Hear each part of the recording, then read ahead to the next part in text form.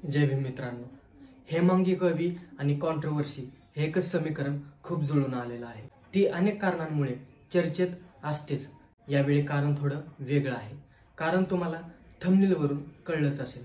तर झालं असं, महाराष्ट्र शासनाद्वारे दिला जाणारा महाराष्ट्र राज्य मराठी चित्रपट पुरस्कार सोहळा नुकताच पार पडला। या 59व्या पुरस्कार सोहळ्यात हेमांगी कवीला सर्वोत्कृष्ट सहाय्यक अभिनेत्री हा पुरस्कार मिळाला। आता हा अत्यंत मानाचा पुरस्कार सोहळा होता। महाराष्ट्रातील दिग्गज कलाकार या सोहळ्यात उपस्थित होते। अर्थातच हेमांगी कवीही उपस्थित होती। परंतु चर्चा याची झाली की अनेकांनी याचं समर्थनही केलं आणि काहींनी विरोधही केला। आता हेमांगी कवीने हे कृत्य केलं ते बरोबर की चुकीचं आहे, मी माझ्या मते तुम्हाला सांगतो। आता हे ठरवण्यासाठी मी माझ्या मते काही निकष ठरवलेत। पहिला निकष आहे, असं करणारी व्यक्ती कोण, ती व्यक्ती काय करते किंवा त्याची पार्श्वभूमी काय। तिसरं, ही व्यक्ती कोणत्या विचारसरणीची आहे आणि असं घालण्यामागे उद्देश काय। आणि पाचवा निकष असा आहे की त्या व्यक्तीचा बुद्धांबद्दलचा निकष काय आहे। आता मी इथे जात आणि धर्म हा फालतूचा निकष ठेवत नाही। तर असं करणारी व्यक्ती आहे हेमांगी कवी, एक कलाकार, कॉमेडियन आणि आपल्या स्वतंत्र विचारांमुळे किंवा खुल्या विचारांमुळे प्रसिद्ध असलेली अभिनेत्री। तर हेमांगी कवी स्त्रीवादी तर जास्त दिसून येते, तिला सामाजिक भान आहे असं तिच्या एकंदरीत कारकिर्दीतून आणि विचारातून स्पष्ट होतं। आता तिला ज्या पिक्चरसाठी हा पुरस्कार मिळालाय तो पिक्चर आंबेडकरवादी आहे। तिचं शहर होणं या मराठी चित्रपटासाठी तिला पुरस्कार मिळालाय।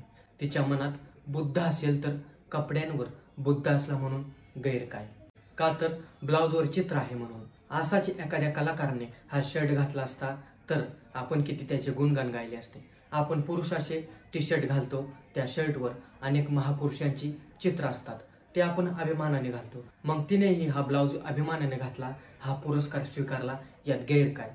ज्या चित्रपटासाठी तिला हा पुरस्कार मिळालाय तो चित्रपट बुद्ध फुले शाहू आंबेडकर यांच्या विचारांना पुढे नेणारा आहे। आपण दरवर्षी भीम जयंती, बुद्ध पौर्णिमाला यांचे फोटो असलेले शर्ट घालतो। स्त्रिया पांढरी साडी घालतात, ड्रेस घालतात, त्यावर सुद्धा असतात की असे फोटोज। रसिका आगाशेंनी चित्रपटाचे दिग्दर्शन केलेलं असून त्यांचा हा दिग्दर्शक म्हणून पहिलाच चित्रपट आहे।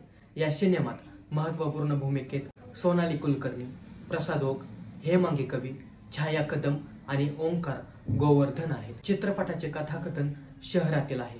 वर्ग, जात, धर्म, संस्कृती, जीवनशैली, उच्च भूवस्ती, झोपडपट्ट्या, गृहनिर्माण सोसायट्या अशा विविध ठिकाणी विभागलेलं शहर आपल्या अस्तित्वासाठी आवश्यक असलेला समतोल साधण्यासाठी संघर्ष करताना दिसून येतो।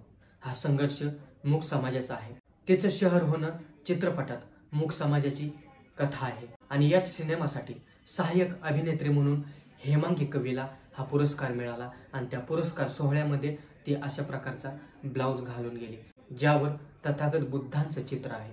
तर त्यात गैर काय आहे, मला तर त्यात काहीच गैर वाटत नाही। मित्रांनो, व्हिडिओ कसा वाटला आणि तुमचं मत काय ते कमेंटद्वारे नक्की कळवा। चला भेटूयात पुढच्या व्हिडिओमध्ये। जय भीम।